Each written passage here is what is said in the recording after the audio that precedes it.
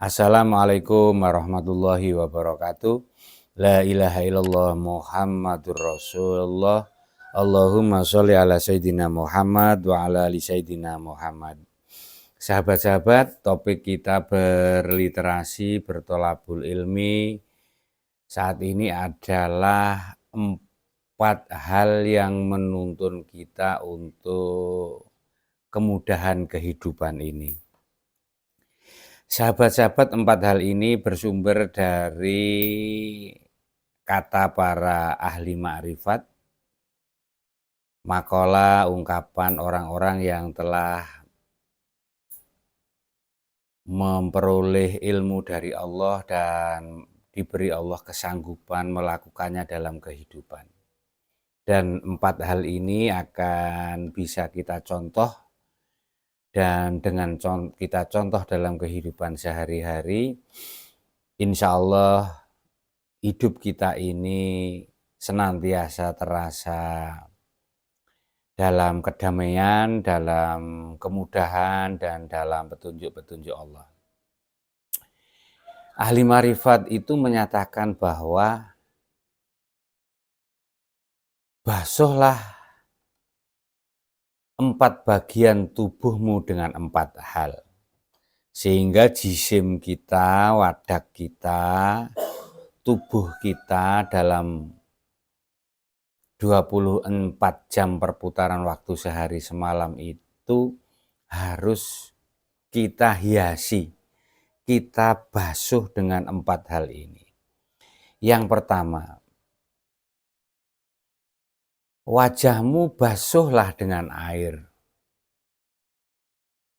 Jadi yang pertama ini kita banyak mensucikan diri kita, tubuh kita, wajah kita, anggota badan kita ini dengan air.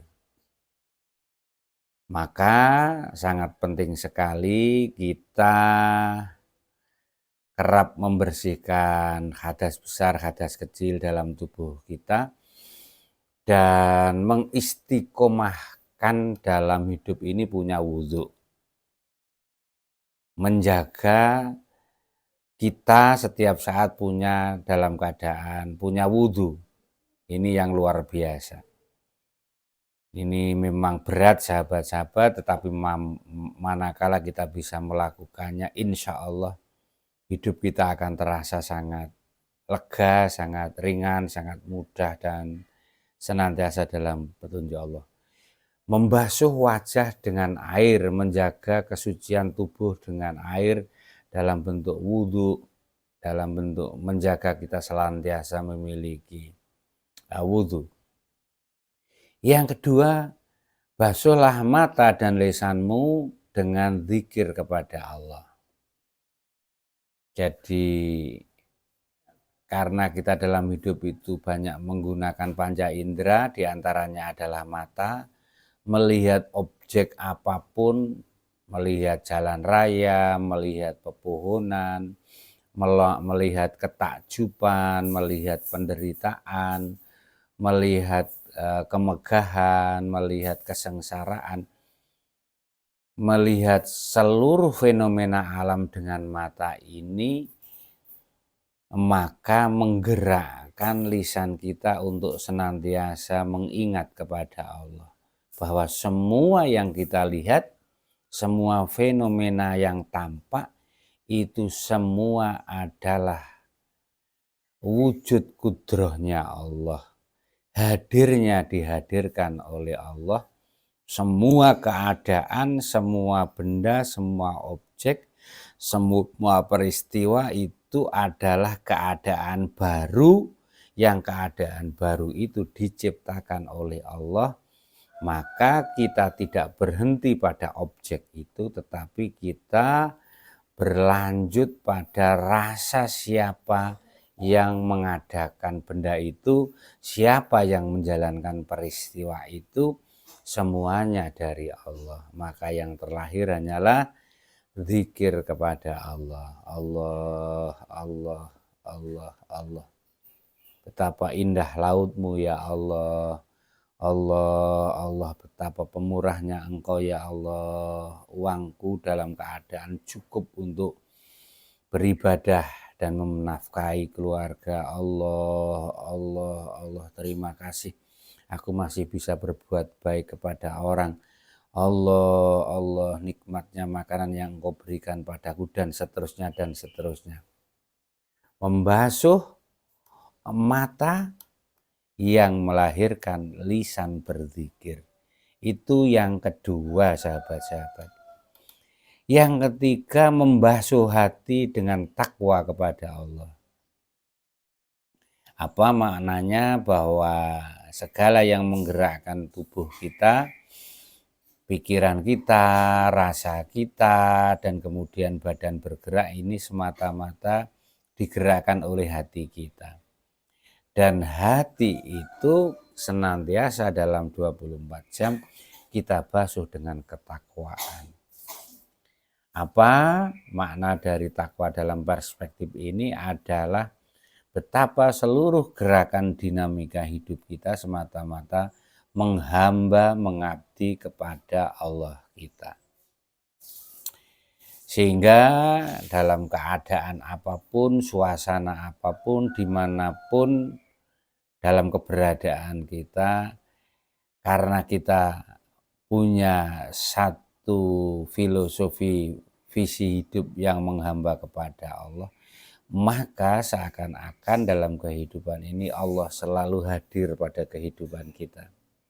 Kita dilihat, kita merasa diawasi, kita merasa dibersamai.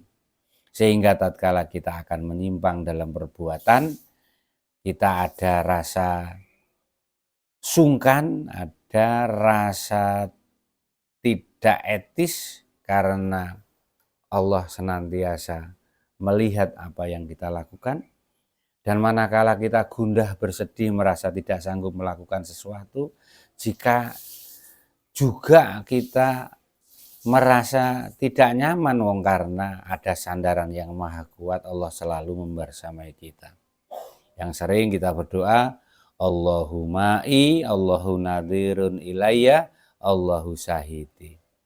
Itulah kekuatan yang luar biasa dalam menggerakkan hati kita, sahabat-sahabat, dengan menghiasi dengan ketakwaan, dengan penghambaan. Karena dalam perspektif ini Allah selalu berada bersama kita, sehingga kita selalu dikuatkan manakala kita lemah, kita dibisakan manakala kita tidak bisa, kita dimudahkan manakala kita sulit, dan kita tidak berani melakukan sesuatu pelanggaran, karena Allah selalu melihat dan mengawasi kita. Yang terakhir, sahabat-sahabat, yang keempat, basuhlah kesalahan-kesalahanmu, kekhilafan-kekhilafan-mu, kekeliruan-kekeliruanmu dalam hidup dengan taubat kepada Allah. Nikmatnya hidup, sahabat-sahabat, karena tidak ada orang yang selalu benar, tidak ada orang yang selalu terjaga kecuali para nabi Allah yang maksum. Kita ini hamba yang selalu dhaif, hamba yang selalu lemah, hamba yang selalu alpa.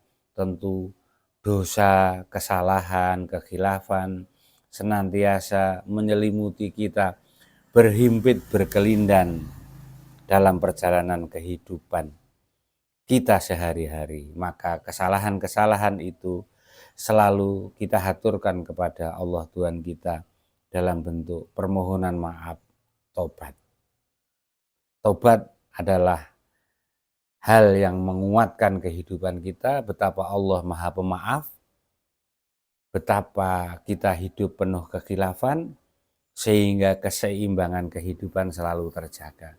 Kita selalu berikhtiar untuk baik, kita selalu melakukan kebaikan dalam memaksa diri kita, tetapi karena kita hamba biasa yang penuh kelemahan, karena di dalam watak kita membawa watak setan dan watak malaikat, tentu watak-watak setan, watak-watak binatang yang ada pada diri kita, menjadikan kita suatu saat khilaf, dan kekhilapan itu bukanlah sesuatu yang tidak wajar, dan kewajaran itu kita terima, dan terpenting atas kesalahan dan kekhilafan itu kita mohon maaf kepada Allah, dan Allah menyukai orang-orang yang memohon maaf kepadanya. Demikian sahabat-sahabat penuntun kelegaan hidup kita. 4 hal: membasuh jisim dengan menjaga wudhu. Kedua, selalu berzikir mengingat Allah. Yang ketiga, menghiasi hati dengan rasa penghambaan kepada Allah karena merasa Allah selalu membersamai kita. Dan yang terakhir, kita menyadari kekurangan kekhilafan kita dan kita selalu dalam posisi mohon maaf kepada Allah, bertobat. Semoga majelis ilmu kita bermanfaat. Ihdinas siratal mustaqim. Assalamualaikum warahmatullahi wabarakatuh.